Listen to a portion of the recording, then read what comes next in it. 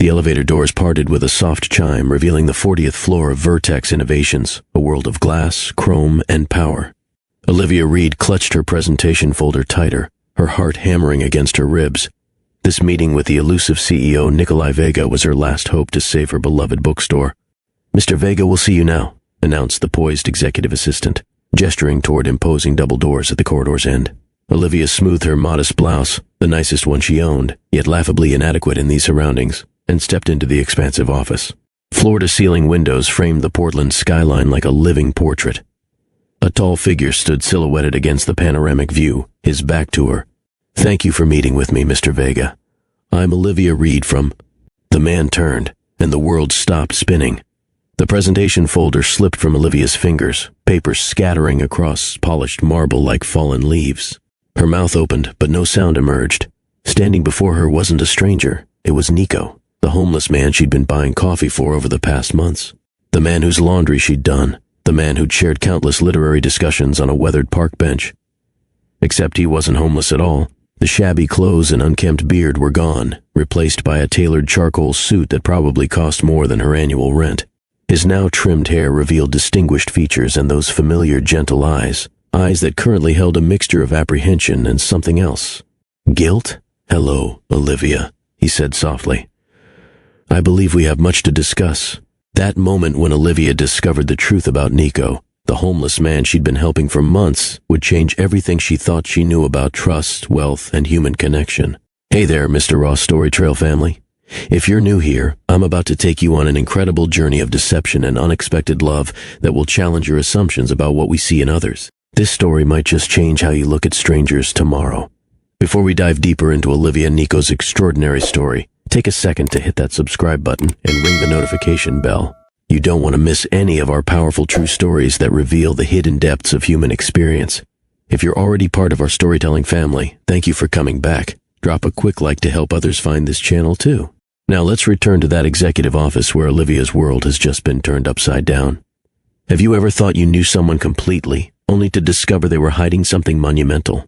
Something that redefines your entire relationship? Imagine finding out that the homeless man you've been helping for months, sharing coffee with, washing clothes for, having deep conversations about literature and life with, is actually a billionaire CEO worth billions. The very same CEO who controls the fate of your small business. That's exactly what happened to Olivia Reed, standing frozen in that executive office, staring at the transformed man before her. You lied to me," she finally managed, her voice barely above a whisper.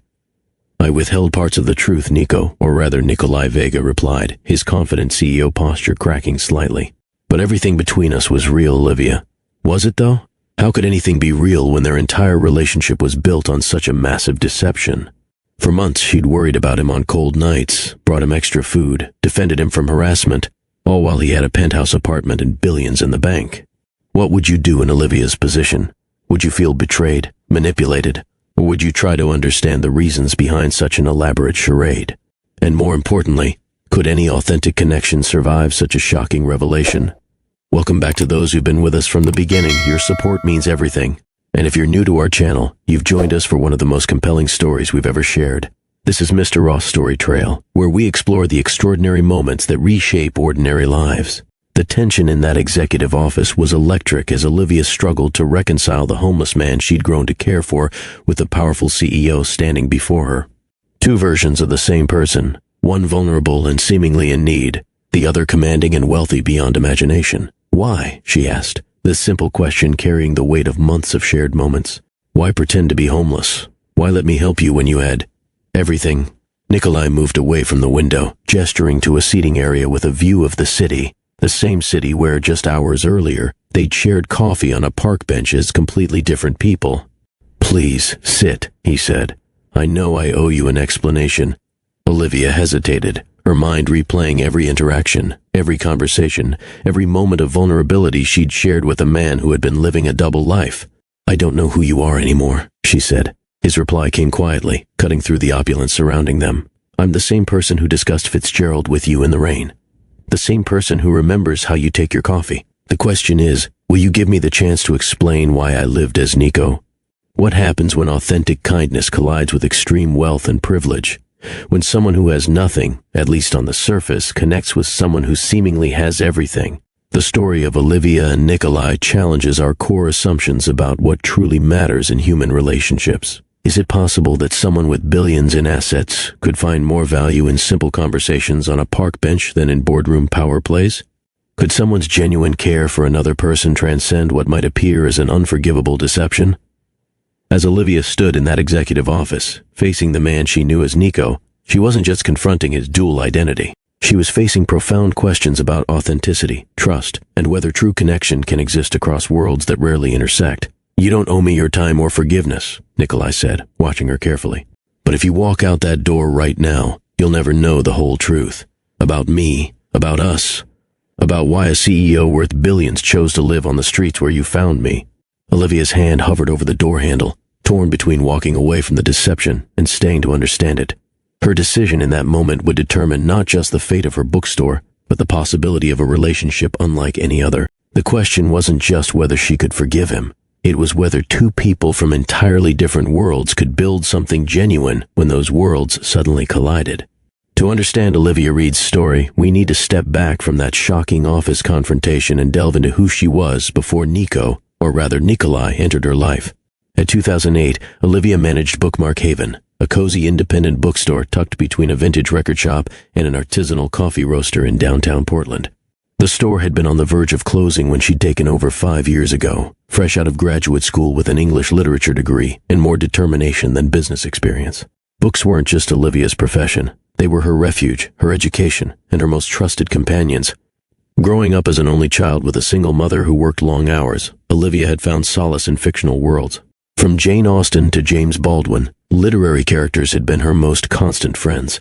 Books don't just tell stories, she often told hesitant customers browsing her carefully curated shelves. They're conversations across time. When you read Toni Morrison or F. Scott Fitzgerald, you're connecting with their thoughts, their worlds. The small apartment above the bookstore had become her home 3 years ago when the previous tenant moved out. The rent was reasonable, a blessing in Portland's increasingly expensive housing market, and the 5-minute commute consisted of descending a creaky staircase. The space reflected her essence, walls lined with overflowing bookshelves, a well-worn leather reading chair inherited from her late mother, and windows that welcomed morning light perfect for reading with her first cup of coffee. Financially, Olivia lived in a delicate balance. Bookmark Haven generated just enough revenue to keep its doors open and pay her modest salary. Each month was a careful dance of prioritizing bills, setting aside funds for new inventory, and hoping no major repairs would be needed for the century-old building that housed her business. Another month in the black, she'd whisper to herself on good months, updating the simple spreadsheet that tracked the store's finances. She didn't have savings or investments, concepts that seemed to belong to a different world than hers, but she had independence and purpose, which she valued far more than material wealth. Her customers weren't just patrons, they formed a community. The Thursday evening book club had been meeting for 3 years, their discussions growing from polite literary analysis to deep friendships. The Saturday morning children's reading circle filled the store with laughter and wonder as local kids sat cross-legged on the colorful rug in the children's section. "Miss Olivia, do you really read all these books?" 7-year-old Emma had asked during one session, her eyes wide with disbelief as she gazed around the store. "I'm working on it," Olivia had replied with a wink. "But that's the beauty of books. There are always more adventures waiting for us. What Bookmark Haven lacked in digital innovation it made up for in personal touches." Olivia remembered her regulars' preferences, leaving notes on books they might enjoy. "This reminded me of our conversation about Gothic literature. I think you'll appreciate the atmosphere," she'd write on custom bookmarks she designed and printed herself. Olivia's days followed a rhythm as comforting as the spine of a well-loved book. She woke at 5:30 each morning, brewing coffee in her chipped French press while reading for an hour, her sacred time before the world demanded her attention. Dawn light would gradually illuminate her small kitchen as she absorbed poetry, philosophy, or whatever novel had captured her current interest. By 7, she'd be downstairs in the shop, dusting shelves and arranging new displays before opening at 8:30. The morning crowd consisted mostly of regulars, Professor Jenkins picking, up-ordered academic texts, Mrs. Holloway browsing the mystery section, and the occasional tourist drawn in by the hand-painted sign and window display. Books find people when they need them most, Olivia often said, a philosophy inherited from her mother, who had instilled in her a reverence for literature. Lunch was usually a simple sandwich eaten at the counter during quiet moments, allowing her to make notes for upcoming orders or planned community events. Afternoons brought in high school students searching for required reading, offering Olivia chances to transform homework into discovery. "Trust me," she'd tell a reluctant teenager clutching The Great Gatsby with visible disdain, "there's more to this book than your study guide suggests." Look beyond the parties to what Fitzgerald is saying about the American dream. She closed the shop at 7, except on Thursdays when the book club met until 9. These evenings transformed the back corner of the store into a vibrant discussion space where opinions flowed as freely as the tea Olivia provided. Beneath Olivia's gentle demeanor lay a core of resilience forged through personal loss. Her mother, once her only family, had passed away during Olivia's final year of college. The medical bills had consumed their modest savings, leaving Olivia to finish her education on scholarships and determination alone. "Books saved me during that time," she once confided to her closest friend Maya. "When reality became too harsh, fiction offered perspective. Characters enduring greater hardships showed me a path forward. This experience shaped her values profoundly. Money, while necessary, remained a tool rather than a goal." Success, to Olivia, wasn't measured in profit margins but in meaningful connections, both with literature and people. Her greatest pride came from matching readers with books that resonated with their particular moment in life. She lived by principles that might seem quaint in an increasingly digital, profit-driven world: integrity in business dealings, genuine interest in her customers' lives, and a belief that small, independent spaces like her bookstore served as essential community anchors. The building housing Bookmark Haven stood as one of the few remaining original structures on the block. Around her, Portland's landscape had transformed with tech companies and luxury condominiums replacing family businesses. 3 neighboring shops had closed in the past year alone, unable to afford rising rents. "We're becoming endangered species," she'd remarked during a local business owners meeting. "But people still need places where they're seen as more than consumers, where they're neighbors and friends." Despite financial precariousness, Olivia found joy in simple pleasures. Sunday mornings spent at the farmer's market selecting fresh produce. Occasional coffee meetups with Maya, who worked at the library 3 blocks away. Volunteer hours at the Riverside Community Center, where she taught basic literacy skills to adults working to improve their prospects. Her apartment reflected this modest contentment: mismatched furniture collected from estate sales, walls adorned with framed pages from antiquarian books too damaged to sell, and a collection of plants thriving on her small balcony. Her most expensive possession was a first-edition collection of Emily Dickinson poems, a graduation gift from her mother. In a city increasingly divided between affluence and struggle, Olivia existed somewhere in between. She wasn't poor enough to qualify for assistance programs but lacked the financial cushion that might let her breathe easier. Yet unlike many of her peers chasing corporate careers, she measured wealth differently. "I might not have much," she told Maya during one of their discussions about the future, "but I wake up every day doing exactly what I love." Olivia had no idea that her worldview, her very definition of value, would soon be challenged in ways she couldn't imagine. That her path would intersect with someone from a reality so removed from hers it might as well be another planet. If you're enjoying Olivia's story so far, please take a moment to hit that like button and share this video with someone who appreciates authentic storytelling. Your engagement helps our channel reach more people who value these meaningful narratives. And if you haven't already subscribed, join our community now, because Olivia's encounter with the mysterious man on the street corner is about to change everything she thought she knew about wealth, identity, and human connection. The corner of Maple and 4th marked the midpoint of Olivia's daily walk to work, a tree-lined intersection where the neighborhood's character began transitioning from residential to commercial. It housed a small parklet with 2 benches facing each other across a concrete chess table. For months, this corner had been simply another landmark on her route. That changed on a crisp autumn morning when Olivia first noticed him. Unlike the occasionally aggressive panhandlers who frequented downtown areas, this man sat quietly on the eastern bench, seemingly absorbed in a paperback book. His clothes were worn but clean: faded jeans, layers of shirts beneath a navy jacket with frayed cuffs. A canvas backpack rested beside him, its once bright color now muted by time and elements. Olivia might have walked past without a second glance, as urban dwellers often train themselves to do, except for one detail that caught her eye: the book in his hands. Even from several feet away, she recognized the distinctive blue cover of The Great Gatsby, the same edition she stocked in her store's classics section. A homeless man reading Fitzgerald before 8 a.m. The incongruity made her slow her pace. She observed him for several seconds. His posture suggested genuine engagement with the text, not someone merely pretending to read. His hair, though untrimmed, appeared recently washed, and his beard, while full, showed signs of intentional maintenance rather than neglect. Olivia continued her walk that morning, but her mind kept returning to the solitary reader. The following day, she noticed him again in the same spot, further along in the book. By the third day, her curiosity had transformed into something more deliberate. On the fourth morning, Olivia left her apartment 15 minutes earlier than usual. The autumn air carried a hint of approaching rain as she stopped at Bridgetown Brew, ordering 2 coffees instead of her usual single cup. "Second one's just black, please," she told the barista, who raised an eyebrow but asked no questions. When she reached the corner of Maple and 4th, he was there as expected, absorbed in the final chapters of Gatsby. Olivia approached slowly, coffee cups in hand, suddenly aware of the social boundary she was crossing. "Excuse me," she said, her voice softer than intended. The man looked up, surprise flickering across features that struck her as unexpectedly refined. His eyes, a deep brown with flecks of amber, were clear and alert, lacking the haziness often seen in those living on the streets. "I noticed you reading," Olivia continued, gesturing toward his book.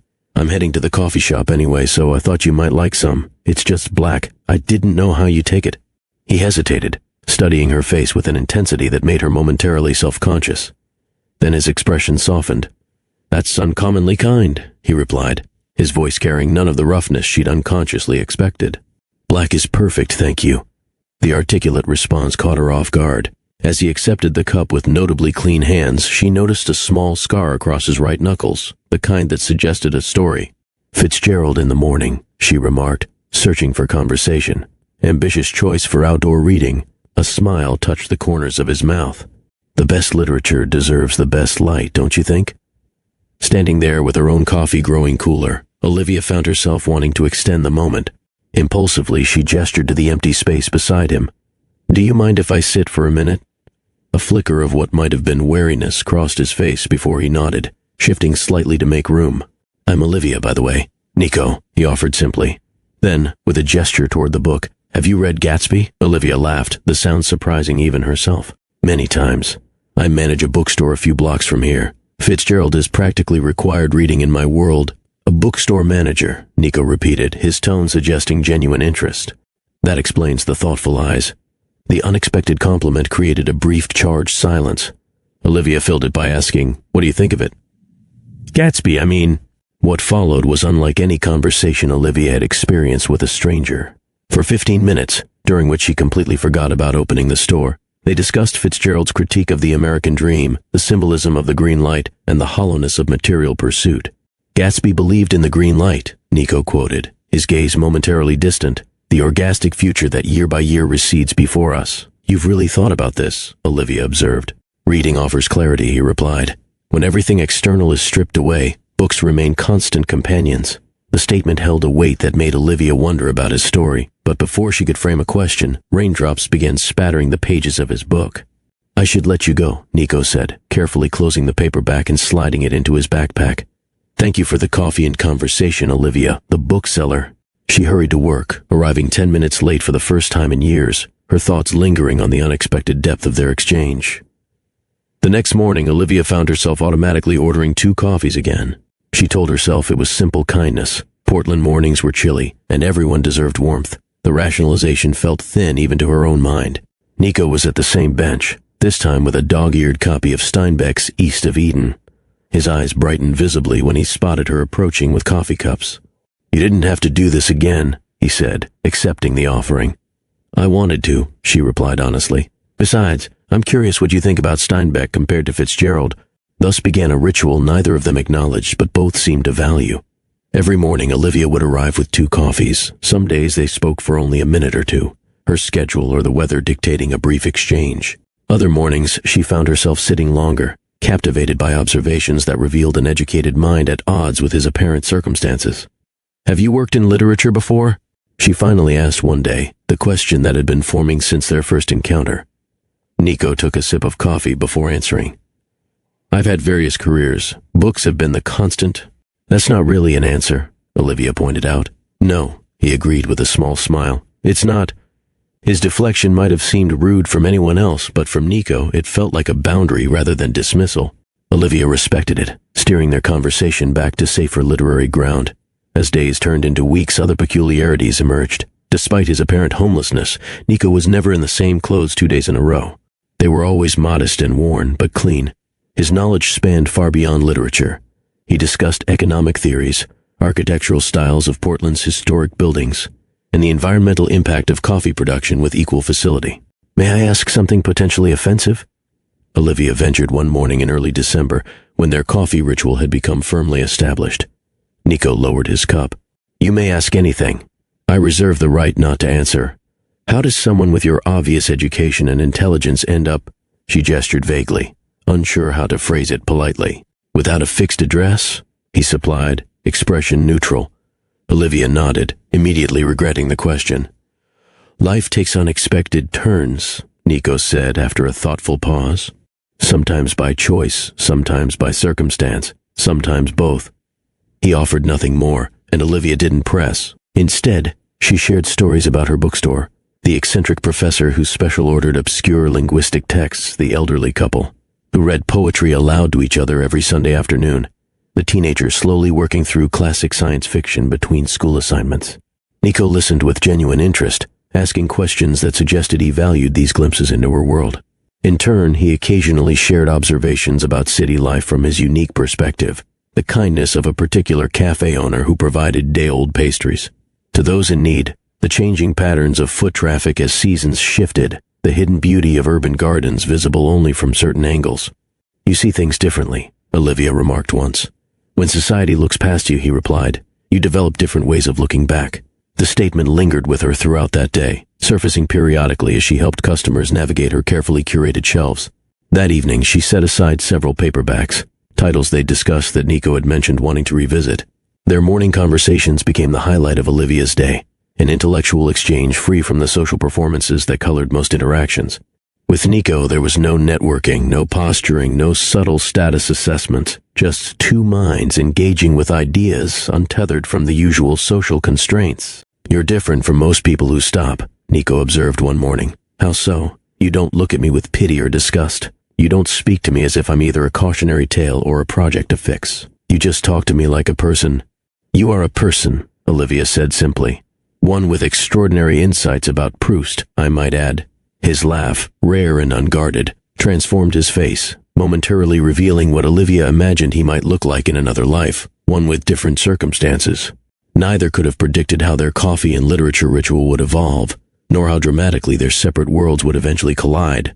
For now, they existed in this liminal space, two strangers connected by books and conversation, finding unexpected value in each other's perspectives. January brought Portland's infamous cold rains, turning the city into a canvas of gray hues and reflective surfaces. Olivia's morning routine with Nico continued despite the weather. She'd purchased a large golf umbrella specifically for their coffee chats, holding it over both of them as they huddled on the increasingly damp bench. One particularly dismal Tuesday, Olivia arrived at their meeting spot to find Nico absent. She waited 15 minutes, concern growing as the empty bench collected raindrops. Just as she decided to continue to work, she heard raised voices from around the corner. Following the sounds, she discovered three young men, college-aged, wearing university hoodies, surrounding Nico in the narrow alley beside the convenience store.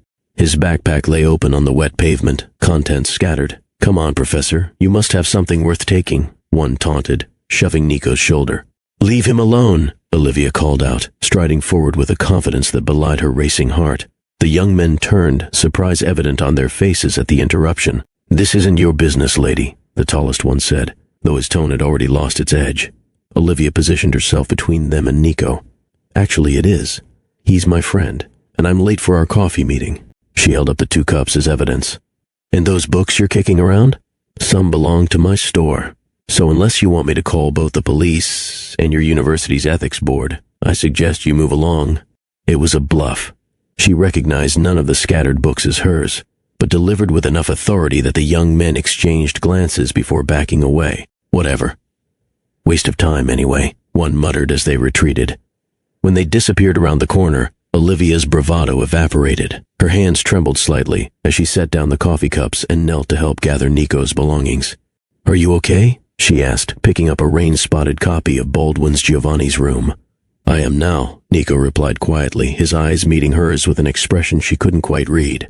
"Thank you, Olivia."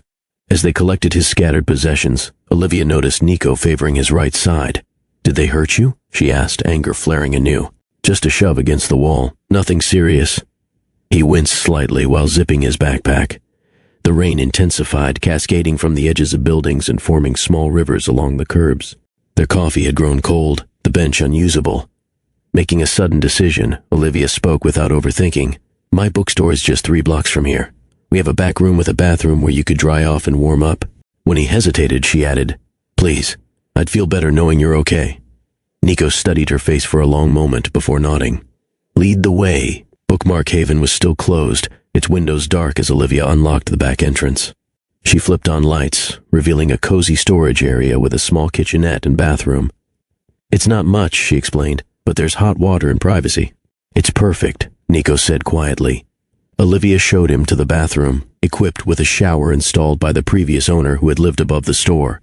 From a donation box prepared for the community center, she extracted a clean towel, t-shirt, and sweatpants. These might fit, she offered through the door after hearing the water start. I'll make fresh coffee. While Nico showered, Olivia busied herself brewing coffee and arranging a small breakfast from the pastries she'd bought for the store's morning customers.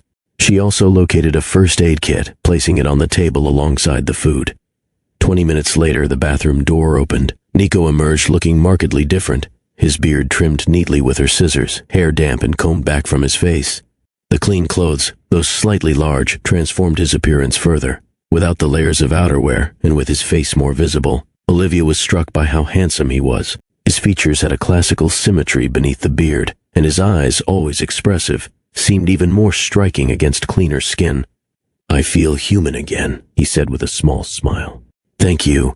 That morning marked a shift in their relationship. After ensuring Nico was truly uninjured, Olivia invited him to stay at the bookstore until opening time.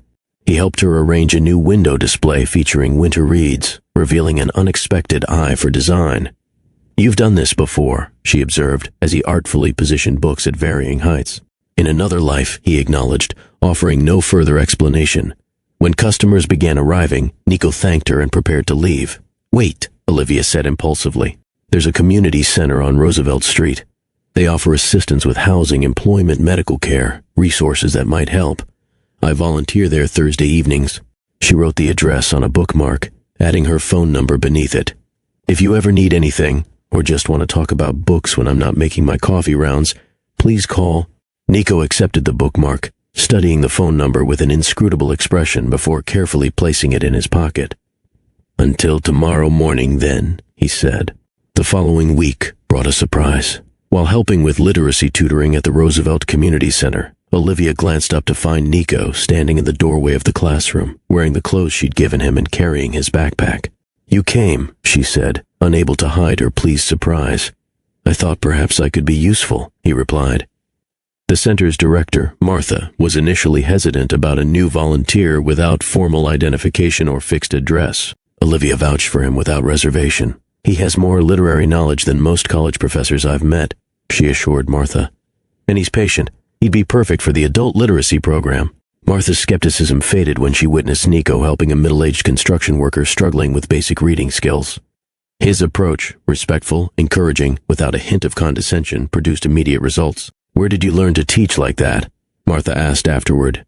Experience, Nico replied simply. Everyone deserves dignity in learning. Over the following weeks, Nico became a regular at the center, arriving early on Thursday evenings and working alongside Olivia. His expertise expanded beyond literature. He offered remarkably insightful assistance with resume writing, financial literacy, and job application strategies. By late February, Nico's transformation had progressed substantially. The center's resources helped him secure temporary housing and a subsidized program. His volunteer work provided a reference that led to a part-time position at the public library, shelving books and assisting patrons 3 days a week. His appearance evolved accordingly. The full beard trimmed a neat stubble, haircut professionally, clothes simple but appropriate for his new role. Yet he maintained their morning coffee ritual, meeting Olivia at their bench regardless of weather. You don't have to keep buying my coffee, he said one morning. I can afford my own now. I like our tradition, Olivia replied. Besides, employee discount. She gestured toward Bridgetown Brew, where the baristas now prepared their regular orders without asking. Their conversations deepened as Nico gradually revealed fragments of his past, growing up in Seattle, studying literature and business in college, traveling extensively through Europe. In his 20s, He spoke of these experiences with careful detachment, as if describing someone else's life. Olivia shared more of herself too. Her mother's battle with cancer during her college years, her dreams of eventually writing a novel, her fears about the bookstore's financial sustainability amid rising rents. Commercial property values in Portland have doubled in 5 years, she explained one morning. Independent stores like mine operate on margins too thin to absorb that kind of increase. Nico listened attentively, asking questions that demonstrated genuine understanding of business economics. Have you considered applying for cultural preservation grants? Your store serves an educational function in the community. His suggestion led Olivia to discover funding opportunities she hadn't known existed. When she successfully secured a small grant, their celebratory dinner at an inexpensive Thai restaurant marked their first meeting outside of mornings or volunteer work. Sitting across from Nico in the warm restaurant light, watching him use chopsticks with unexpected elegance, Olivia acknowledged to herself what she'd been feeling for weeks. Her interest had evolved beyond friendship, beyond the satisfaction of helping someone improve their circumstances. She was attracted to this man, his mind, his resilience, the mystery that still surrounded him despite their growing closeness. "There's something different about you and Nico," Martha commented one Thursday evening at the community center, after watching them work together with a group of adult students. "What do you mean?" Olivia asked, though she knew exactly what Martha had observed. "The way you communicate without words, the way you anticipate each other's thoughts. It's rare to see such natural connection between two people." Olivia couldn't deny it. She and Nico had developed a rhythm, a shorthand understanding that made their interactions flow with unusual ease. During literacy sessions, they could exchange glances across the room and know precisely what the other was thinking about a student's progress. At the coffee bench, they often reached the same conclusions about books simultaneously, launching into excited discussion of themes and techniques. One rainy evening in early March, they left the center together, sharing Olivia's umbrella. The proximity, shoulders touching, steps naturally falling into sync, felt both comfortable and charged with unspoken awareness. "Would you like to see where I'm living now?" Nico asked suddenly. "It's only a few blocks away." The studio apartment was spare but clean, with a single bed, desk, and chair comprising the only furniture. Books, many borrowed from Olivia's store, were arranged carefully on windowsills. A single plant, a resilient pothos, sat on the desk beside a notebook filled with Nico's distinctive handwriting. "It's not much," he said, echoing her words from the bookstore bathroom months earlier. "It's perfect," she replied, completing their unintentional ritual. The moment stretched between them, weighted with possibility. Nico took a half-step closer, then stopped. "Olivia," he began, his voice unusually hesitant. "There's something I should tell you about my past." Before he could continue, his phone rang, the prepaid basic model he'd purchased recently. The interruption broke the moment, and whatever revelation he had been about to share remained unspoken. That night, lying awake in her apartment above the bookstore, Olivia wondered what Nico had been about to confess. Was there something darker in his history? A reason for his careful privacy? Whatever it was, she realized, it wouldn't change how she felt. The growing certainty that this unexpected connection was becoming essential to her life. If you've been following Olivia and Nico's journey, you know their story is unlike any typical romance. Their connection, built on literature, mutual respect, and genuine understanding, reminds us that authentic relationships begin with seeing beyond surfaces. Hit the like button if you've ever formed a connection with someone that transcended conventional boundaries, and subscribe now to follow this extraordinary story to its surprising conclusion, because the challenges facing Olivia and Nico are just beginning, and what happens next will test everything they've built together. April arrived with Portland's signature cherry blossoms and renewal, but for Olivia, spring brought an unexpected threat. The crisp white envelope that appeared in her mailbox carried the weight of corporate letterhead and legal terminology that made her stomach drop as she read. "Notice of lease termination," the heading announced in bold text. Olivia sank into her reading chair, scanning the document with increasing alarm. The building housing Bookmark Haven had been purchased by Vertex Innovations, a technology corporation expanding its downtown campus. All commercial leases would be terminated within 90 days to accommodate renovations for their new offices. "This can't be happening," she whispered to the empty apartment. 5 years of building her business, countless hours creating a community space, the book club members who considered the store their second home, the children who had learned to love reading in her story corner. All of it threatened by a corporate decision made in some distant boardroom by people who had likely never set foot in her store. The following morning, Olivia arrived at their bench with reddened eyes and the letter clutched in her hand. Nico took one look at her face and stood immediately. "What's wrong?" he asked, reaching for her free hand. She handed him the letter wordlessly, watching as he read it with increasing focus, his brow furrowing. Vertex Innovations, he said, his tone curiously flat. I've heard of them. Technology development company, expanding rapidly. They're destroying my bookstore, Olivia replied, her voice breaking. Not just my livelihood, the community we've built. Where will Mrs. Holloway discuss mysteries now? Where will Professor Jenkins find his obscure academic texts? Where will those kids from the reading circle go? Nico guided her to sit, his arm around her shoulders, providing unexpected comfort. 90 days, she continued. That's not enough time to find another location, secure financing, move inventory, even if I could afford current commercial rents, which I can't. That evening, Nico arrived at the bookstore just as Olivia was closing. She had spent the day making calls to commercial real estate agents, each conversation more discouraging than the last. Portland's retail spaces had become prohibitively expensive for small businesses like hers. Any luck? Nico asked, though her expression answered before she spoke. The cheapest suitable space would triple my rent, she said, locking the door behind them, and require a renovation budget I don't have. They climbed the stairs to her apartment, where Olivia had spread financial documents across her dining table, profit and loss statements, bank records, grant applications. The numbers told a consistent story. Bookmark Haven operated on margins too thin to absorb the shock of relocation. Nico studied the papers with surprising competence, asking detailed questions about her operating costs and revenue streams. His understanding of business finances seemed at odds with his recent circumstances, but Olivia was too preoccupied to question it. There must be alternatives, he said finally. What about approaching Vertex directly? Sometimes corporations can be persuaded if presented with community impact data. Olivia laughed without humor. Right. I'm sure the CEO of a tech giant is deeply concerned about a small bookstore.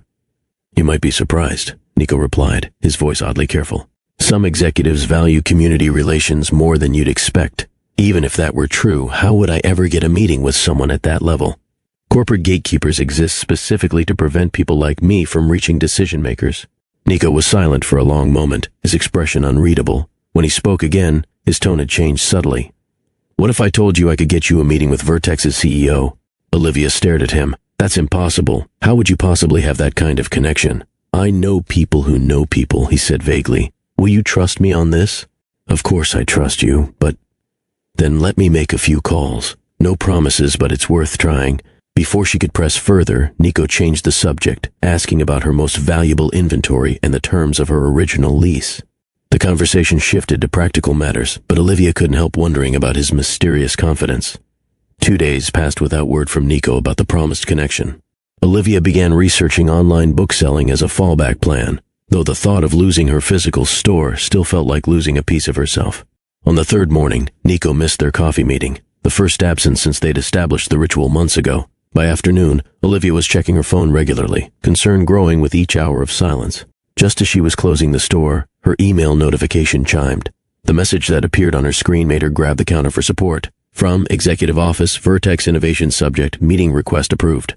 Dear Miss Reed, your request for a consultation regarding Bookmark Haven has been received and approved. CEO Nikolai Vega has allocated time in his schedule this Thursday at 2 p.m. to discuss your situation personally.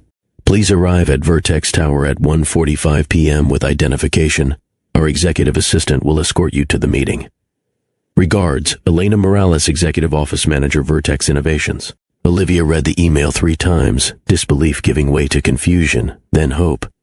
How had Nico managed this? The CEO himself, not some middle manager or public relations representative, had agreed to meet with her. Her phone rang, Nico's number appearing on the screen. Did you get the email? He asked immediately when she answered. Yes, but how did you... That's not important right now, he interrupted gently. What matters is preparing for this meeting. You need to be ready to explain exactly what Bookmark Haven means to this community. Nico, no one gets a meeting with the CEO this easily. What aren't you telling me? A pause. I can explain everything after Thursday. Right now, focus on making your case to Nikolai Vega. This is your one chance, Olivia. His urgency convinced her to set aside her questions temporarily. Okay. What should I prepare? Nico's advice was surprisingly specific. Community impact statistics, customer testimonials, financial projections showing how a reasonable rent adjustment could create a sustainable model. He suggested angles that reflected intimate knowledge of corporate thinking, again raising questions about his background that he deftly avoided answering. Thursday arrived with perfect spring weather that contrasted sharply with Olivia's nervous energy. She dressed in her best outfit, a navy blazer over a simple blouse, paired with her only non-faded black pants. Her presentation materials were organized in a folder with Bookmark Haven's logo, including letters from community members about what the store meant to them. Vertex Tower dominated the downtown skyline, 40 stories of gleaming glass and steel representing Portland's evolution from industrial port to technology hub. The lobby featured polished marble floors and a security desk that seemed designed to intimidate visitors. "Olivia Reed for Nikolai Vega," she told the guard, her voice steadier than she felt. After verification, she was directed to an express elevator that required keycard access. The young woman accompanying her, Elena Morales, according to her introduction, maintained professional small talk during their ascent to the 40th floor. "Mr. Vega rarely takes meetings with external parties," Elena commented, leading Olivia down a corridor lined with abstract art, especially not personal appointments. "I'm still not sure how this meeting was arranged," Olivia admitted. Elena gave her a curious look. "The request came through Mr. Vega's personal channels. He specifically instructed me to accommodate you." They stopped before imposing double doors at the corridor's end. "Mr. Vega will see you now," Elena announced, opening the door to reveal a spacious office with floor-to-ceiling windows framing Portland's skyline. A tall figure stood with his back to her, gazing out at the view. The silhouette seemed oddly familiar, though Olivia was certain she had never met the CEO of Vertex Innovations. "Thank you for meeting with me, Mr. Vega," she began, stepping forward. "I'm Olivia Reed from—" The man turned, and the world around Olivia seemed to stop. Her presentation folder slipped from suddenly nerveless fingers, papers scattering across the polished floor. She stared, unable to process who she was seeing. Standing before her wasn't a stranger. It was Nico, clean-shaven, hair professionally styled, wearing an impeccably tailored suit that transformed his appearance while doing nothing to disguise the eyes she'd come to know so well. "Hello, Olivia," he said softly. "Nico?" she whispered, the name feeling suddenly inadequate. "What is this?" "My full name is Nikolai Vega," he said, his familiar voice now weighted with authority she'd never heard before. "And I believe we have a lot to discuss." For several excruciating seconds, silence dominated the executive office. Olivia stared at the man before her, the familiar eyes in an unfamiliar setting, the voice she'd come to trust now speaking from the mouth of someone who had fundamentally deceived her. Her mind struggled to reconcile the Nico she knew with this polished executive standing amid luxury and power. "You're Nikolai Vega," she finally managed, each word weighted with disbelief. "You're the CEO of Vertex?" "Yes," he confirmed simply. "The same Vertex that's evicting my bookstore. The same Vertex that purchased the building to prevent its demolition by another developer," he corrected gently. "Your bookstore was never actually in danger, Olivia." She shook her head, backing toward the door. "This whole time, the homeless man I bought coffee for, the person I helped shower in my back room, the friend I—" She stopped, the magnitude of the deception crashing over her. It was all fake, some kind of game. "No," Nikolai moved toward her, then stopped when she flinched. "The circumstances were constructed, yes, but everything else, our conversations, my thoughts, my feelings for you, all of that was real. More real than anything in my life has been for years." "Why?" The question emerged barely above a whisper. "Why would you pretend to be homeless? Was it amusing to watch me try to help you? Did you laugh about it later in your penthouse?" Pain flashed across his features. "I never laughed, Olivia. Not once." He gestured toward the seating area, 2 elegant leather chairs positioned near the windows. "Please, let me explain. After that, if you want to walk out and never see me again, I'll respect your decision. But first, hear the whole truth." Olivia hesitated, torn between storming out and demanding answers. The latter impulse won. She moved to the chair, maintaining as much distance as possible between them. "I'm listening," she said, her voice steadier than she felt. Nikolai sat across from her, his posture notably different from Nico's relaxed stance, shoulders squared, chin lifted, the unconscious bearing of someone accustomed to authority. Yet his eyes remained the same, holding the thoughtfulness that had first drawn her to him. 3 years ago, he began, I was in a dangerous place mentally. I'd built Vertex from a startup in my garage to a billion-dollar company. On paper, I had everything: wealth, power, recognition. In reality, I had nothing that mattered. He glanced at the office around them. All this became a gilded cage. I stopped seeing people as individuals and started viewing them as assets or obstacles. My board staged an intervention after my behavior became increasingly erratic. Missed meetings, impulsive decisions, isolation. So pretending to be homeless was what? Therapy? Olivia asked, skepticism evident. In a sense, yes. Nikolai leaned forward. My psychiatrist suggested an extreme perspective exercise. 2 weeks living without wealth, privilege, or identity. Experiencing how society treats those it considers invisible. He stood, moving to a credenza where he poured water into 2 glasses. The experiment had strict parameters. No credit cards, no phone, no accessing my resources. Just basic identification in case of emergency, and a weekly check-in with my therapist. I would live in a shelter, experience being overlooked, ignored, judged by appearance rather than accomplishments. And your company just ran itself while you played homeless? Olivia questioned. I have an exceptional executive team. I took an official leave of absence for mental health reasons, the truth, just not the complete method of treatment. He offered her water, which she reluctantly accepted. What began as a 2-week exercise extended when I discovered something unexpected: authenticity. For the first time since college, people weren't responding to my wealth or position. If someone spoke to me, it was because they chose to see the human being, not the billionaire. If someone offered kindness, it was genuine, not calculated for advantage. Olivia processed this, trying to align this explanation with the man she'd known. So I was just part of your social experiment? You were never an experiment, Olivia, Nikolai replied, his voice softening. You were the variable that changed everything. When we met, I was already 6 weeks into living as Nico, Nikolai continued. I'd experienced being treated as invisible, being escorted from businesses, being viewed with suspicion. Then one morning, you saw me reading Fitzgerald and something remarkable happened. You saw me as a person worth connecting with, regardless of apparent circumstances. He set his water glass down, a small sound sharp in the quiet office. That first coffee, that first literary discussion, I intended to maintain emotional distance, but your genuine interest, your lack of agenda beyond human connection, it affected me profoundly. Olivia remained silent, her face revealing nothing. My therapist noted the change immediately during our check-in. For the first time, I was experiencing authentic human connection without the distortion field of wealth and status. She advised extending the exercise, monitoring how these connections might reshape my perspective. So your therapist knew you were developing a relationship under false pretenses and encouraged it? Olivia challenged. No, Nikolai shook his head. She advised maintaining the identity separation while I processed what I was learning, but she also warned about ethical boundaries. The plan was always to gradually transition back to my real identity, minimizing harm to anyone I'd connected with. He moved to his desk, retrieving a leather journal. These are my therapy notes from those months. You're welcome to read them, to see how I documented my changing perspective. That doesn't excuse the deception, Olivia said, ignoring the offered journal. You're right, he acknowledged, setting it down. It doesn't, but it might help explain it. Nikolai returned to his chair, maintaining eye contact. The psychological concept underlying this approach is perspective-taking, physically experiencing different life circumstances to develop genuine empathy. My wealth had created isolation I couldn't recognize until I stepped outside it. When you invited me to your bookstore that rainy morning, when you defended me from those students, when you showed concern for my welfare without expecting anything in return, these experiences restructured my understanding of human worth.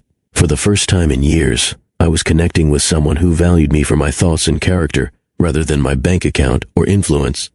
Each week, I planned to tell you the truth, Nikolai continued.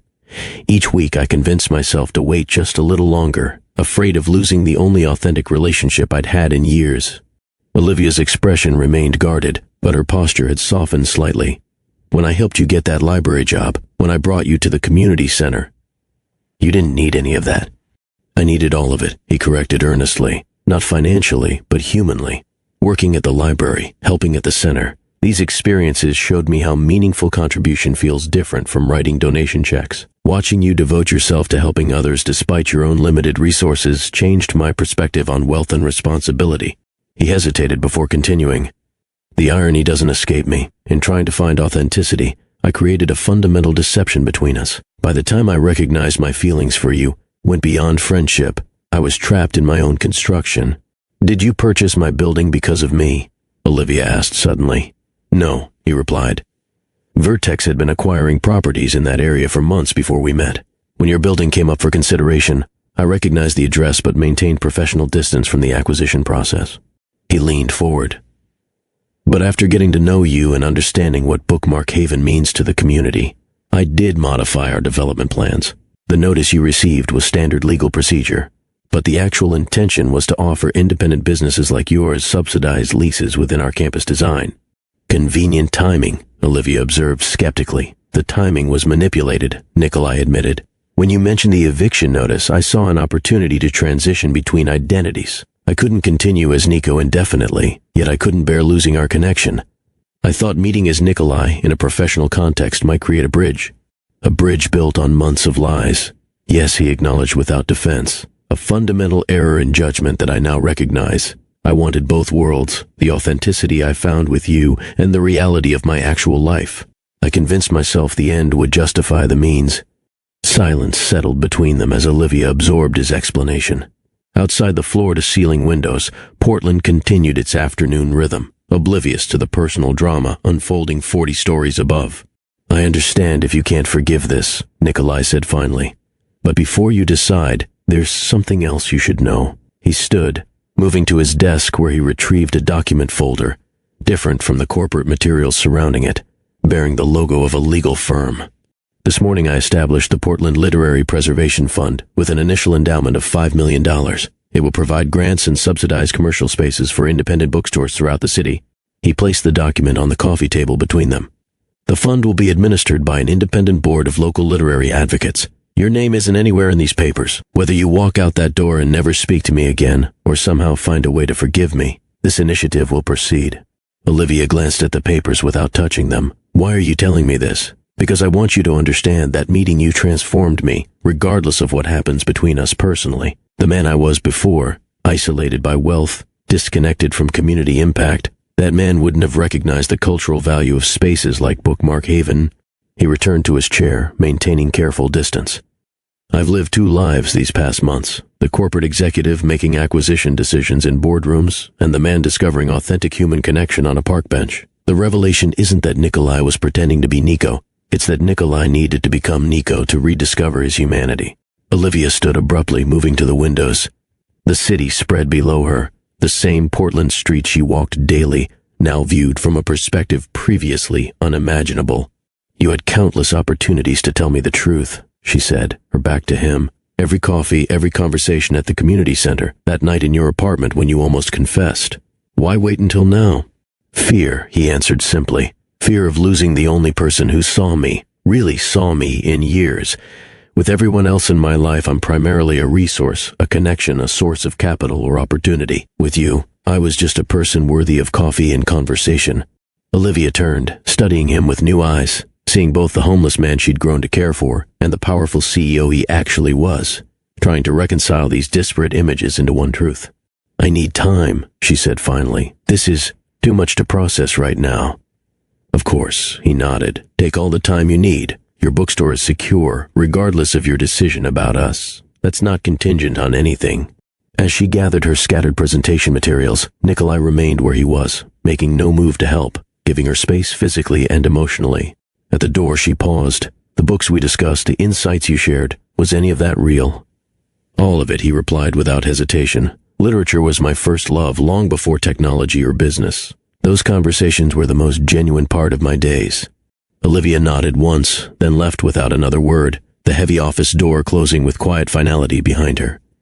If you've been following Olivia and Nikolai's story, you know we've reached a critical turning point. Can trust, once broken, ever be fully restored?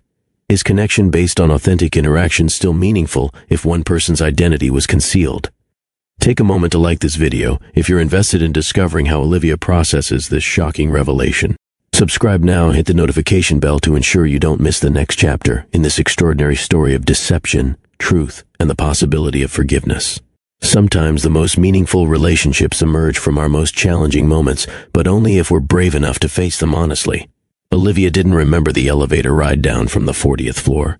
Her mind replayed fragments of Nikolai's explanation while her body moved on autopilot through Vertex Tower's opulent lobby and out onto the street.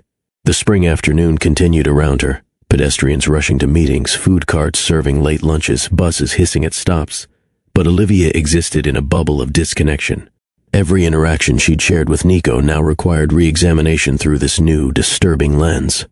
She walked aimlessly for nearly an hour before finding herself at their bench, the innocuous park corner where everything had begun months ago. Sitting down, she tried to process the magnitude of what had happened. Nikolai Vega, worth billions, had pretended to be homeless, had accepted her coffee, her concern, her advocacy, had let her wash his clothes, worry about his welfare, defend him from harassment. The memory of her bringing him to the bookstore's back room, concerned about his non-existent injuries, now made her face burn with embarrassment.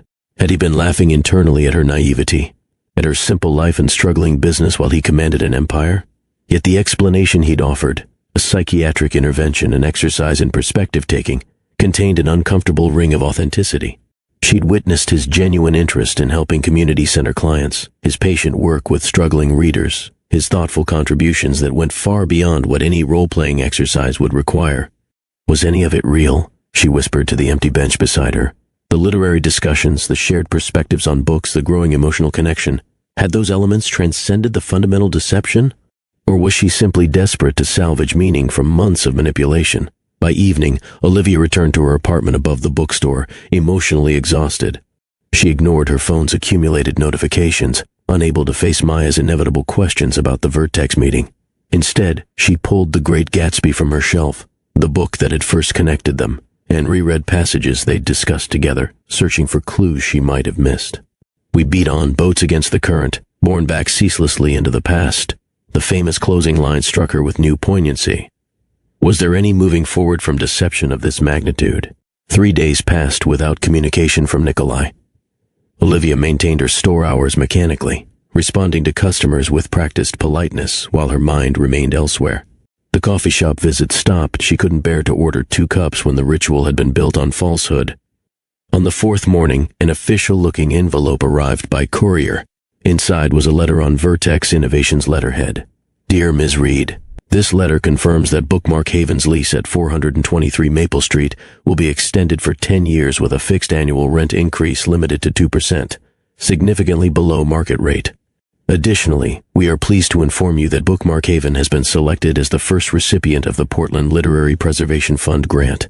This $75,000 award is designated for business improvements, inventory expansion, and community programming. The selection committee cited your establishment's exceptional community impact and educational initiatives as decisive factors in their decision. Please contact our office to schedule lease signing and grant disbursement. Respectfully, Elena Morales, Executive Office Manager, Vertex Innovations. Attached was a personal note handwritten on heavy stationery. Olivia, this grant would have been awarded regardless of any personal connection between us. The committee made their decision based solely on Bookmark Haven's merits. I understand you need space. I'm respecting that while ensuring your business remains secure. This isn't an attempt to buy forgiveness, just fulfilling a promise that your bookstore was never in danger. When or if you're ready to talk, I'll be at our bench on Monday morning. And Olivia read the note 3 times, emotions warring within her. The practical part of her brain recognized the lifeline being offered to her business, financial security she'd never imagined possible. The wounded part felt the grant resembled compensation, as if her feelings could be addressed with money. The most confusing aspect was that our bench still meant something, still connected them despite everything that had happened. The fact that Nikolai would wait there, returning to Nico's world, rather than summoning her to his corporate height, suggested something genuine beneath the deception. In his penthouse apartment across the city, Nikolai Vega stood before floor-to-ceiling windows, Portland's lights creating a glittering panorama below. The space, minimalist, elegant, obviously expensive, felt strangely empty after months of living in a studio apartment 1/20th its size. He hadn't slept properly since the revelation in his office. Olivia's expression, shock giving way to hurt, then carefully controlled anger, haunted him. The corporate world continued demanding his attention, acquisition meetings, development plans, quarterly projections. He participated with practiced competence while feeling fundamentally disconnected from the proceedings. The board meeting is tomorrow at 9, his assistant reminded him as she delivered financial reports. Nikolai nodded absently, his mind elsewhere, on a park bench, on literary discussions, on authentic connection he'd compromised through deception. His therapist had warned him about the potential consequences of his extended identity experiment. The longer you maintain this separation, the more problematic the eventual disclosure becomes, she'd cautioned during their weekly session. Anyone who forms a genuine connection with Nico will feel betrayed when they learn about Nikolai. He'd acknowledged the warning while believing he could manage the transition carefully. The reality had proved far messier than his controlled corporate world had prepared him for. Each morning since the revelation, he'd found himself automatically preparing to meet Olivia for coffee before remembering. His routine had adapted to include her so completely that her absence created a physical ache. The irony wasn't lost on him. He'd begun the experiment feeling emotionally numb, disconnected from authentic experience. Now he felt everything too acutely: regret, longing, uncertainty about a relationship he'd come to value above his considerable material success. For the first time in his adult life, Nikolai Vega's wealth and influence offered no solution to his most pressing problem. No financial intervention could repair broken trust. No corporate strategy could navigate the complex emotional terrain he now faced. All he could do was wait, honoring Olivia's need for space while hoping for an opportunity to rebuild what his deception had damaged. A week after receiving the grant letter, Olivia found herself discussing the situation with Maya over tea in her apartment. She'd finally shared the full story, needing perspective from someone who knew her well. "Let me get this straight," Maya said, setting down her cup. "The homeless guy you've been buying coffee for and falling for these past months is actually a billionaire CEO who was conducting some kind of psychological experiment?" "That's the simplified version," Olivia confirmed. "And now he's offering your bookstore financial security and acting like the deception wasn't that big a deal." "No," Olivia corrected. "He acknowledges the deception was wrong. He's just saying the connection itself was genuine despite it." Maya studied her friend's face. "The question is, do you believe him?" Olivia sighed, staring into her tea. "That's what I've been trying to figure out. There were so many moments that felt authentic. Conversations where he was vulnerable, insights that seemed deeply personal. If he was just playing a role, he's the most committed actor on earth." "People are complex," Maya offered.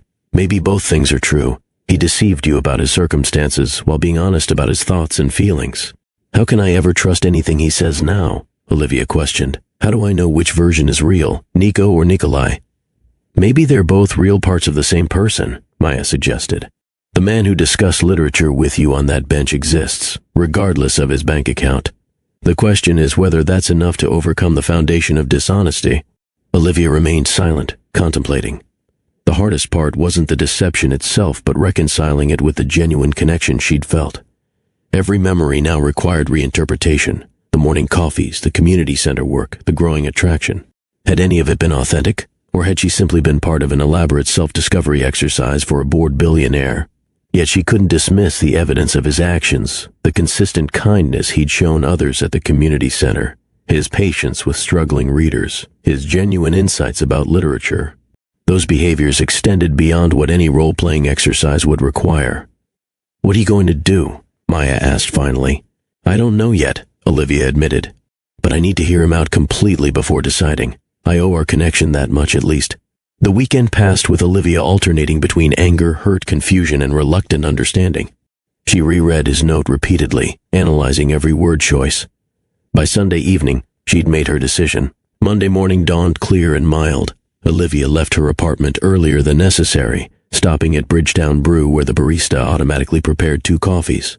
"Haven't seen your friend lately," she commented, handing over the cups. "It's complicated," Olivia replied. When she reached the bench, it was empty. She checked her watch, 10 minutes before their usual time. Taking a seat, she placed both coffees on the concrete chess table and waited, heart beating faster than she cared to admit. At precisely 7:30, their established meeting time, a figure approached from the eastern corner. Nikolai wore neither the shabby clothes of Nico nor the tailored suit of the CEO. Instead, he'd chosen simple jeans and a gray sweater, clothing that could belong to either version of himself. He stopped several feet from the bench, clearly giving her space to change her mind about this meeting. When she didn't leave, he approached slowly. "You came," he said quietly, remaining standing. "I brought coffee," she replied, gesturing to the cup. "Old habits?" He sat carefully at the opposite end of the bench, maintaining respectful distance. "Thank you for meeting me." "I'm still processing everything," Olivia began, looking straight ahead, rather than at him.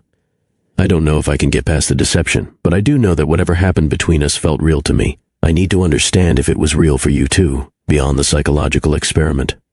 Nikolai turned slightly toward her, his expression more vulnerable than she'd ever seen from either version of him. "The only time I've felt truly seen in the past decade was on this bench with you," he said simply. "The disguise changed how the world saw me, but you changed how I saw myself. That's the most authentic thing I've experienced in years." Olivia nodded slowly, not yet ready with forgiveness, but willing to begin the conversation that might eventually lead there. The coffee between them cooled, temporarily forgotten as they faced the challenging question of whether authentic connection could survive profound deception. Their morning bench meetings resumed, but everything had changed. The coffee ritual continued, Olivia arriving with 2 cups, Nikolai joining her at precisely 7:30. Yet an invisible barrier existed between them, built of revealed truths and lingering questions. For the first week, their conversations remained cautious, focusing on neutral topics, books they'd both read, community center updates, Portland's spring weather. They circled the central issue like careful dancers, neither willing to misstep.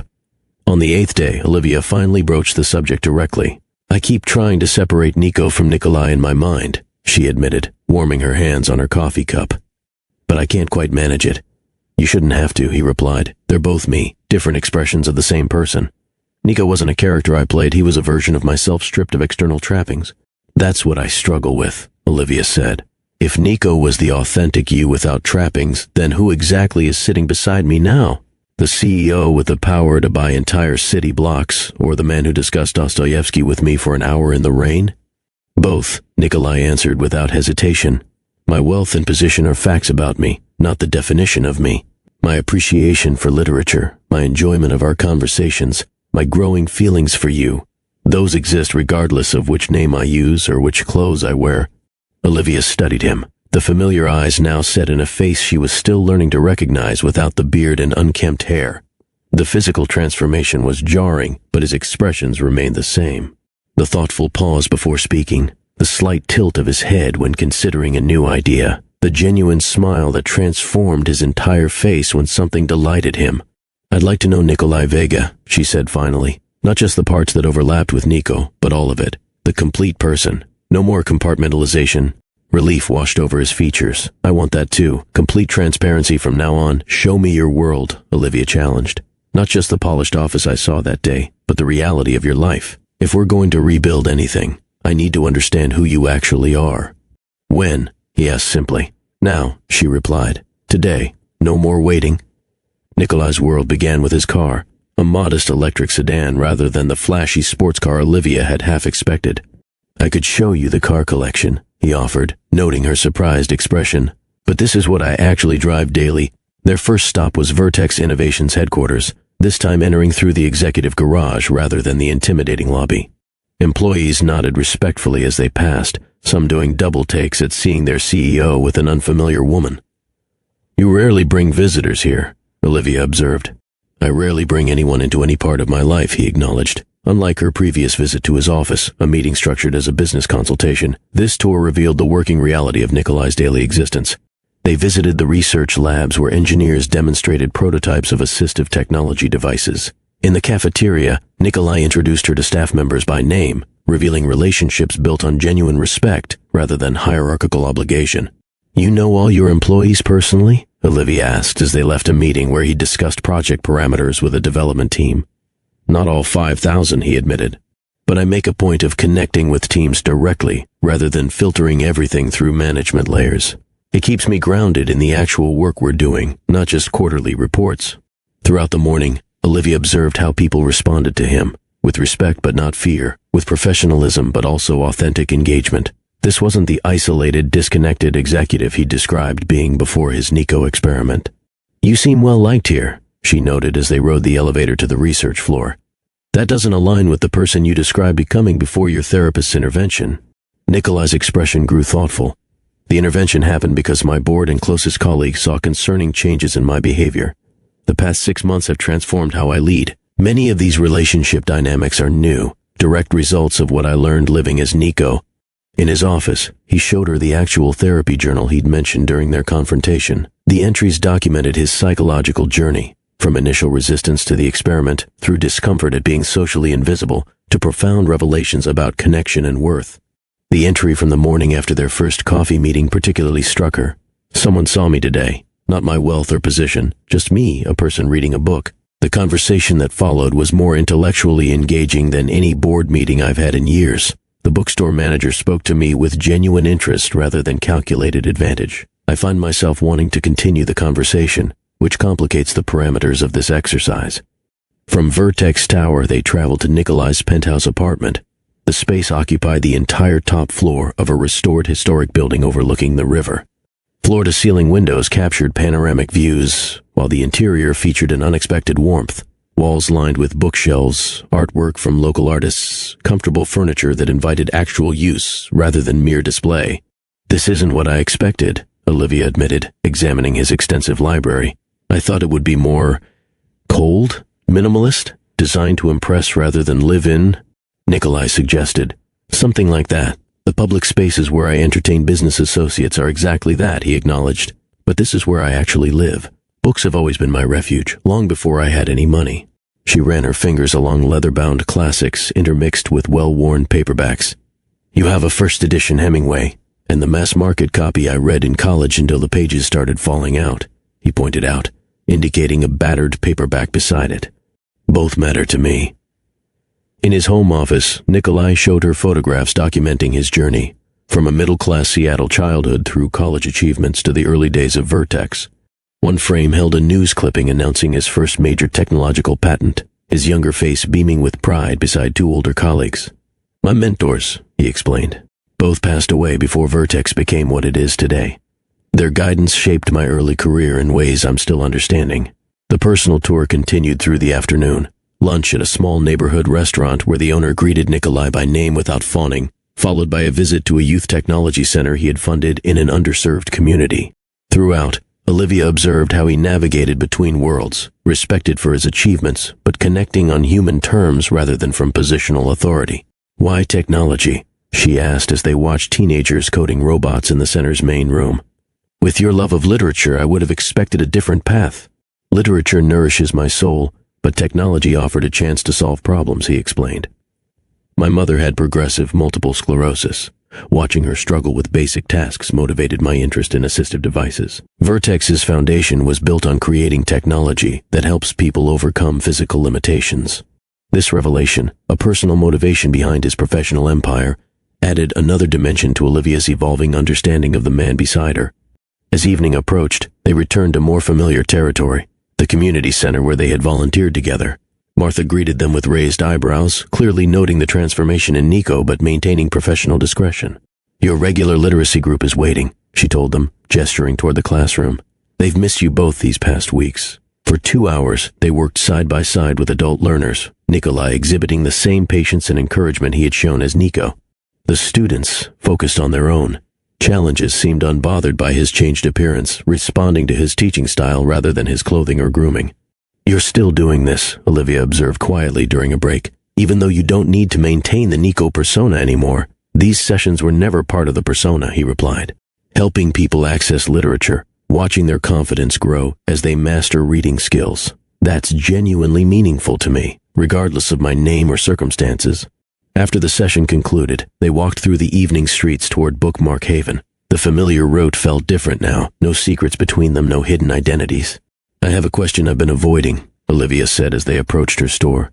"With your resources, you could open a chain of bookstores, create a literary foundation, fund libraries across the country. Why focus on helping my small store?" Nikolai stopped walking, turning to face her directly. "Because Bookmark Haven isn't just a store, it's an extension of you, your values, your passion for connecting people with literature. That can't be mass-produced or replicated through corporate expansion." He continued with careful honesty. "And because somewhere between coffee discussions about Fitzgerald and watching you defend me from those students, I fell in love with you. Not as a concept or a charity case, but as a person who saw value in connection rather than transaction." The declaration hung between them, the first time either had directly addressed the emotional current underlying their complicated relationship. "I'm still processing everything," Olivia replied slowly. "But I appreciate your honesty now. Take all the time you need," he said. "I've learned that authentic relationships can't be rushed or forced. They unfold at their own pace." Over the following weeks, their worlds gradually merged. Olivia used the preservation grant to renovate Bookmark Haven's interior, creating a more comfortable event space for community gatherings. Nikolai attended book club meetings, not as a benefactor but as a participant, contributing to discussions while respectfully navigating the curiosity his presence generated. Olivia, in turn, accompanied him to select business functions, observing how he operated in professional settings while maintaining the authenticity she'd first recognized in him. They established new rituals: Sunday morning farmers market visits, weeknight community center volunteering, occasional quiet dinners discussing books and ideas. The transition wasn't without challenges. Old friends like Maya remained skeptical, questioning whether such different lives could truly integrate. Business associates sometimes treated Olivia with calculated interest, seeing her as a potential route to Nikolai's influence, behaviors he quickly discouraged. The most difficult part, Olivia confessed during a quiet evening on her apartment balcony, is trusting that this version of us is sustainable. Your world moves at a different pace, operates by different rules, which is precisely why I need you in it, Nikolai replied. Before meeting you, I was losing perspective on what actually matters. Success became self-referential, more acquisition, more expansion, more wealth accumulating without purpose. He reached for her hand tentatively, still careful about physical boundaries as they rebuilt trust. You reminded me that meaningful connection can't be purchased or strategized. It has to be cultivated through genuine presence and vulnerability. Olivia considered this, watching evening light transform the city below them. I'm beginning to believe that both versions of you were authentic, just different facets of the same person. Nico wasn't a lie. He was a part of you that needed freedom to emerge. That's the most insightful thing anyone has ever said to me, Nikolai responded, genuine emotion in his voice. My therapist has been suggesting something similar, that the experiment didn't create a fictional character, but revealed aspects of myself that had been suppressed by success and isolation. As spring yielded to early summer, their separate paths gradually converged into a shared journey, one built on complete transparency rather than comfortable illusions. The coffee bench remained their special meeting place, a ground zero for a relationship unlike any either had experienced before. If you've been following Olivia and Nikolai's remarkable journey, you've witnessed how authentic connection can survive even the most challenging revelations when built on genuine understanding. Their story reminds us that people are more than their circumstances, whether those circumstances involve wealth or struggle. Take a moment now to hit that like button and subscribe if you believe in second chances and the power of seeing beyond surfaces. In our final section, we'll explore how this extraordinary relationship culminates in a unique proposal that honors both their complicated beginning and hopeful future. Autumn returned to Portland, painting the city in warm hues that matched the transformed atmosphere of Bookmark Haven. The store had evolved through subtle but meaningful changes, expanded reading nooks, a refreshed children's corner, and a small cafe section serving coffee and pastries from local vendors. Most significantly, the back room had been converted into a community learning space where literacy programs ran 5 evenings a week. 1 year had passed since Olivia first noticed a homeless man reading Fitzgerald on a park bench. The journey from that moment to now contained enough complexity for several lifetimes, trust built, broken, and carefully reconstructed with patient honesty. On a crisp October morning, Nikolai asked Olivia to meet him at their bench earlier than usual. She arrived to find him already waiting, a wrapped package beside him. To be here first for once, he explained with a smile. The gift was heavy in her hands, book-shaped but substantial. When she unwrapped it, Olivia gasped softly. Inside the protective covering was a first-edition copy of The Great Gatsby, not a collector's reproduction but an authentic 1925 printing, its blue cover slightly faded but beautiful. Open it, Nikolai encouraged quietly. Inside, on the title page, he had written a single line, "To the woman who taught me that true wealth is measured not in dollars but in moments of genuine connection." Below this inscription was a simple question: will you continue our story together? When Olivia looked up, Nikolai had moved from the bench to one knee before her. No grand gestures or public spectacles, he said, taking her hand. Just us, where we began. I wanted to ask you here, on this bench where you first saw me, really saw me when I was invisible to everyone else. From his pocket, he produced a ring, not the ostentatious diamond his wealth might have suggested, but a vintage band featuring a small emerald. Green light, Olivia whispered, recognizing the Gatsby reference immediately. Hope, possibility, the future we create together, Nikolai confirmed. Olivia Reed, will you marry me? Her answer came without hesitation. The journey had been complicated, but this moment was simple in its clarity. Yes. They chose to marry in the courtyard garden behind Bookmark Haven, a space transformed through the preservation grant into a literary oasis with quotes from beloved books engraved on stone pathways and comfortable seating arranged beneath flowering trees. The guest list represented the bridge they'd built between worlds. Nikolai's executive team sat alongside community center volunteers. Bookmark Haven's regular customers mingled with technology innovators. Martha from the literacy program served as Olivia's maid of honor, while Nikolai's chief financial officer, who had supported him through his mental health intervention, stood as his best man. The ceremony itself reflected their shared values, thoughtful, unpretentious, centered on authentic connection rather than display. They exchanged vows they had written themselves, each acknowledging the unusual path that had brought them together. I fell in love with you twice, Olivia said, her voice steady despite the emotion behind her words. First with the man on the bench who shared his thoughts about literature and humanity, then with the man who had the courage to reveal his complete self, even knowing he might lose everything in the process. Nikolai's vows honored her perspective. You taught me that being seen, truly seen, is both terrifying and essential. When you looked at me, you didn't see wealth or position or even circumstance. You saw a fellow human being worthy of coffee and conversation. That simple recognition changed everything. The reception blended elements from both their worlds. Gourmet food served alongside Bridgetown brew coffee, classical musicians playing alongside the local jazz trio that often performed at Bookmark Haven's evening events. Throughout the celebration, the bride and groom moved seamlessly between guests from different spheres, creating connections that might never have formed otherwise. This is extraordinary, Elena Morales, Vertex's executive assistant, commented to Martha as they observed clusters of conversation forming between seemingly disparate groups. I've never seen Mr. Vega so relaxed at a social function, and I've never seen these community center clients in a setting where they're treated as equal participants rather than service recipients, Martha replied. Something remarkable is happening here. What guests witnessed was more than a wedding. It was a living demonstration of the couple's shared vision for bridging divided worlds through authentic human connection. The months following their wedding brought the practical challenges of merging their lives. They chose to split their time between Nikolai's penthouse and a renovated apartment above Bookmark Haven, neither willing to completely abandon the space that represented their individual identities. Professionally, they established the Reed Vega Foundation, focused on literacy initiatives and supporting independent bookstores in economically challenged communities. The foundation's unique approach combined Nikolai's business acumen with Olivia's deep understanding of how literature builds community. We're not just preserving physical spaces, Olivia explained during a foundation launch event. We're protecting intellectual gathering places where ideas can be exchanged freely, where people connect through shared stories. Nikolai restructured his work at Vertex to focus on strategic vision while delegating day-to-day operations to his executive team. This shift allowed him to maintain his role as technological innovator while dedicating substantial time to their joint mission. My experience living as Nico permanently altered my understanding of success, he explained during a rare interview they granted to a business publication. Before, I measured achievement through market valuation and acquisition strategy. Now I recognize that innovation without human connection becomes hollow progress. Their partnership influenced both spheres. Bookmark Haven expanded its programming without sacrificing its intimate atmosphere. Vertex Innovations launched a community integration initiative, establishing technology centers in underserved neighborhoods similar to the one Nikolai had shown Olivia during their reconciliation. The most significant development came when they purchased a historical building 3 blocks from Bookmark Haven. The Reed Vega Literary Center combined elements of bookstore, technology hub, and community space, offering literacy programs, writing workshops, and access to assistive reading technology developed by Vertex.